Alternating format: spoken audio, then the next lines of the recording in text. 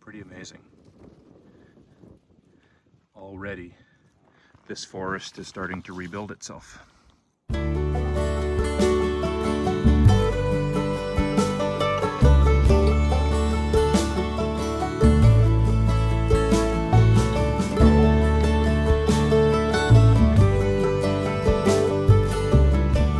morning, friends.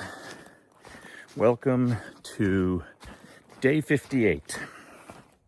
As you can see, I am on the trail. Been on the trail about 10 minutes.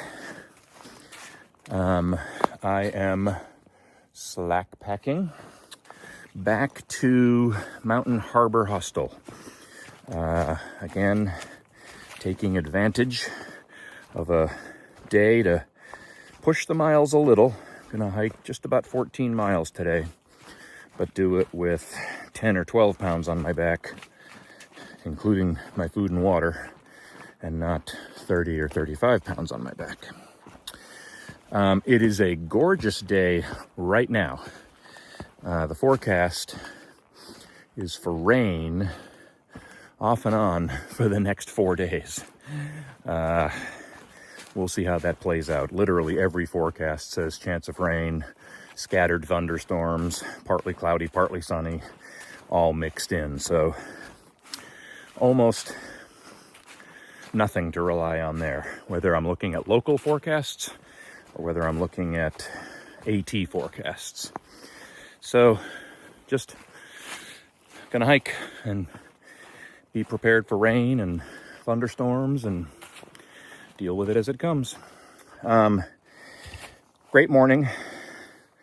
Had the famous Mountain Harbour breakfast this morning, and it was, got spider webs all over me here. It was as billed. There's a reason they win best breakfast on the AT year after year after year. It was fantastic.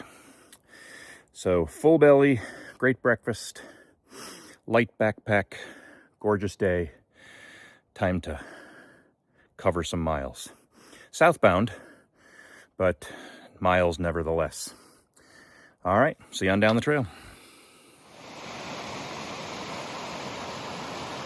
Nice little morning treat. Small waterfall, nice little stream running right alongside the trail. Well, another thank you to the Tennessee Eastman Hiking and Canoeing Club. I think that's the name of the trail maintaining club for this section. Thank you for putting this lovely little bench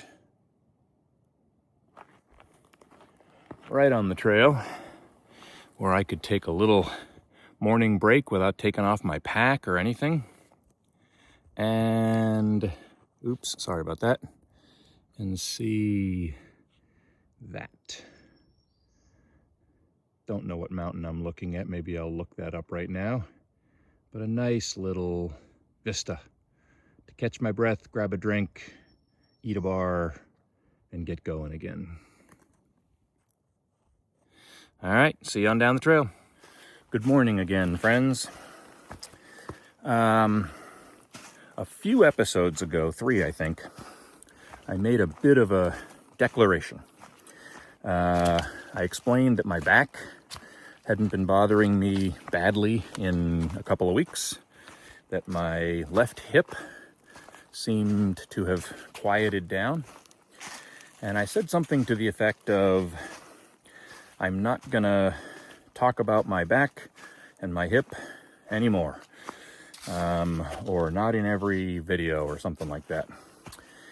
And that seems to have prompted a bunch of you, either through the YouTube comments or through my Manzo walking home email, or for friends and family directly to my text, to say, I watch your videos to experience life on the trail through your eyes. And I watch your videos for your transparency and your candor And I want to hear the good and the bad and the ups and the downs and the pain. And so please keep talking about those things. So for those people, you got it. I'll try not to complain too much, I guess is the word, and just talk about it. For those of you that were getting sick of hearing me complain about my back and my other problems, there may be a little more of that coming, so sorry about that. So, all right, so let's talk about it. My body. I think there's good news and there's bad news. The good news is I think my body is holding up extraordinarily well to what I will call the typical hiker ailments. And for those of you that are hikers, long distance hikers, you know exactly the list that's coming. And for those of you that are not, I'll give you a short list of them here. But blisters, foot blisters. I've seen some awful feet blisters. Just a mess. Toenails. At this point, people have purple toenails that are falling off and getting infected, and I know it's kind of gross. Arch problems, plantar fasciitis and other arch ailments. Ankle problems, my goodness. Achilles tendonitis and sprained ankles and rolled ankles. All the long leg muscles.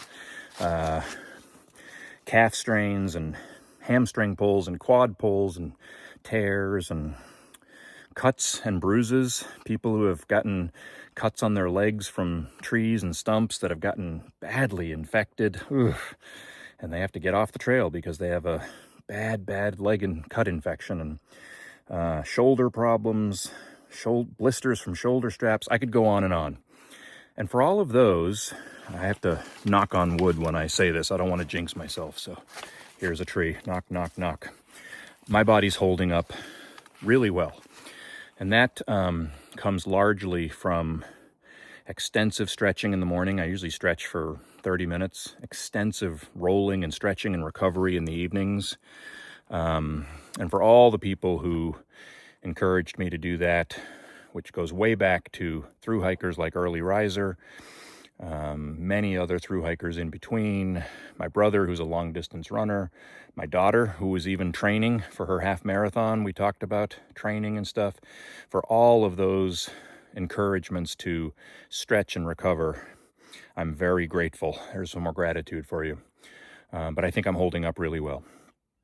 The bad news is, as you all know, I came on the trail with 3 chronic ailments. Very bad arthritic knees that need to be replaced. But my doctor and I decided not to try to replace them before this hike, and instead to try to, manage the pain and the inflammation. A bad back for 7 or 8 years. I've had an L5 problem in my back. I don't know still if it's a disc problem or a nerve problem or a facet joint problem or a muscle problem, but something's been plaguing me in my back. And my left hip. I have arthritis in my left hip, which results in the ball of that joint being misshapen a little bit. And as you can imagine, when you take a not round ball in a round socket and take 20 or 30,000 steps a day, things happen. And my doctor thinks I'm getting some sort of nerve or tendon impingement in there somewhere that's causing the pain. So, and the bad news is those things aren't getting any better. They don't get better. That's why they're called chronic ailments. They get worse, that's for sure. And for me, they've gotten worse enough times to take me off the trail. Once, as you all know, for 5 days with my back, where on one morning I couldn't walk, I certainly couldn't hike. And it took me 5 days to get back. And 3 other times where either my back or my hip has been bad enough that I had to cut a day short or take a zero and get off the trail and spend a day recovering because I was limping. I couldn't hike. So they get worse, but I always use the term baseline. I hope they come back to baseline. And for me, baseline with chronic ailments is just pain that I can hike through. So that's the bad news. The frustrating part for me is that I'm a bit of a data geek. I'm always kind of tracking my miles per hour and things like that. And I can tell you for sure, I started the trail doing about 1.3 miles per hour, which is really slow. But those were my first couple of weeks. One very specific commenter asked me how my body is adjusting over time, and am I getting stronger that way? For sure, my legs are getting stronger. My lungs are much stronger. I don't feel like I have my trail legs yet. That's an expression. And some people say you won't get your trail legs until Damascus, Virginia, and I'm not there yet. But they're stronger, but when I'm hiking, I still don't feel like I have my, quote, trail legs. But I've gone from starting out at about 1.3 miles an hour to, a month later at 1.5 miles per hour, which is still pretty slow, but better. Here's the frustrating part. My pace on trail is about 2 miles an hour now, which is a decent pace. The problem is I can't sustain that for a whole day. I can't do 18 miles a day or 20 miles a day at 2 miles an hour. I can hike along at 2 miles an hour, but if I push it beyond about 10 or 12 miles, my chronic ailments start flaring. If I have a slackpack on, maybe 12 to 14, we'll find out again today, is okay. But with a full pack, I seem to be limited to 8 to 10 miles. So that's the frustrating part. To answer the questions, my body's adjusting, it's getting stronger, the hiking's getting easier, but I can't sustain it. So that's my story. A little bit longer video than I had hoped, but there's the update on my body and adjustments and things like that. So we'll see you on down the trail.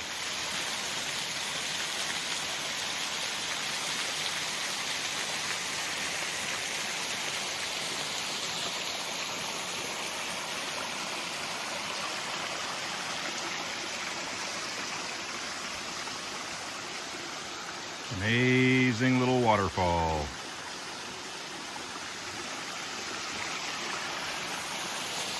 Just right here on the trail. I want to show everyone something amazing in this trail.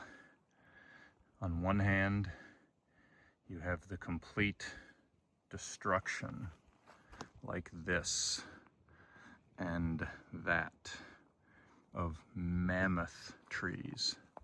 The kind of destruction that could make you say this area of forest will never recover. And then right here and right there and right there, you have these little flowers growing in these little pine trees growing, and then 3 more right there. It's pretty amazing. Already, this forest is starting to rebuild itself. Well. 400 miles.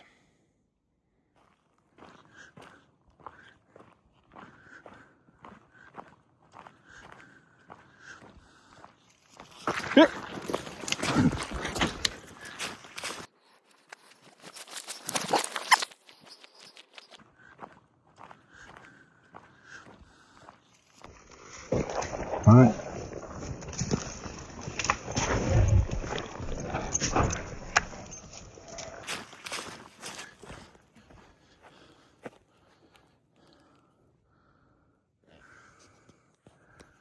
"60 Years of Gratitude," 1995. I'll be there for you when the rain starts to fall. I'll be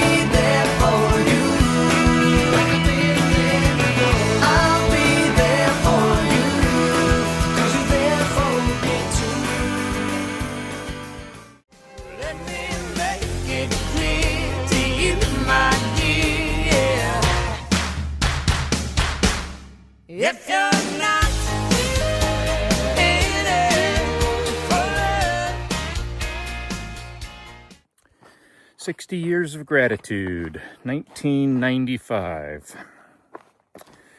Okay, so I've got a few things here. When I started this whole series, 60 Years of Gratitude, if you've been watching from the beginning, you'll recall that I started with, before the first year, I started with a gratitude for the obvious, very important people in my life. My wife, my kids, my parents, my siblings, and said I could put them in every single year, of course. So not to say that they don't deserve my gratitude every year, but I set them aside in a special category of lifetime gratitude, I guess.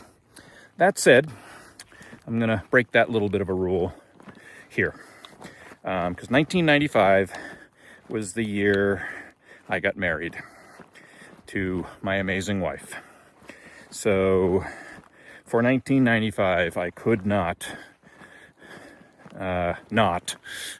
mention my wife and my wedding year and my gratitude for beginning our marriage and our life together then.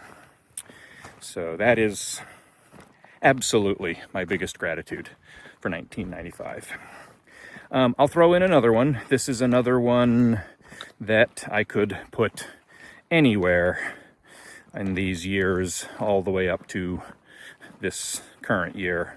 But in 1995, I also got a mother-in-law and a father-in-law with that marriage, Roger and Nancy, whom we affectionately call Grammy and Grampy. And for the two of them, I have a lifetime of gratitude. But I'm putting it right here in 1995, because that's when they became my mother-in-law and my father-in-law. I have one more, kind of a silly one. Doesn't really hold up to the first two of 1995, but it is a very vivid memory, very nostalgic for me. It kind of goes along with the last episode where I talked about my house and Joe and Jerry and a season of Red Sox games. I was still working on my house in the spring of 1995, and when that season began, my gratitude is for Tim Wakefield. And if you're a Red Sox fan or a baseball fan, you know Tim Wakefield. Came to the Red Sox in 1995 after Pittsburgh Pirates, I think, had waived him. He was had I think a decent pro pitching career, but reinvented himself as a knuckleballer. Worked with the Necro brothers, came to the Red Sox, and for the spring of 1995, when I was still working on my house and listening to Joe and Jerry on the radio, Tim Wakefield was like a circus attraction. Every fourth start when he pitched, Joe and Jerry just had a ball talking about his pitching and how nobody could hit him, and how that pitch just fluttered in there. And it was very funny for me to listen for every fourth start and listen to him throwing that 60 or 70 mile an hour knuckleball and just perplexing major league hitters. So I have a very fond memory of that spring when he first joined the Red Sox. Unfortunately, he passed away a few years ago. But he was a great member of the Red Sox team for a lot of years, and that first year was 1995. So, okay, that's 1995. We'll see you on down the trail. Well, good afternoon, friends. It is 5 o'clock, and I am going to wrap up day 58. I have a short road walk. I'm actually walking right along a road here. Just stepped off the trail. It's like a 2/10 of a mile road walk back to the mountain Harbour Hostel. And thunderstorms, look at that. Thunderstorms are coming fast. In fact, it's already raining a little bit, and I've got about 200 more yards to go.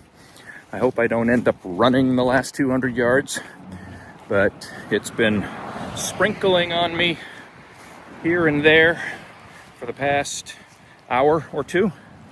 Then it started getting real dark and thunderstormy, and now it's actually starting to rain a little harder. So good day today. The miles came pretty easy. Did 14 of them, again with a slack pack, so I had less weight on my back, but I did do, I think, 13.8 miles or something like that. So again, good day. All right, that wraps up the day. I will see you all in the morning. Bye-bye.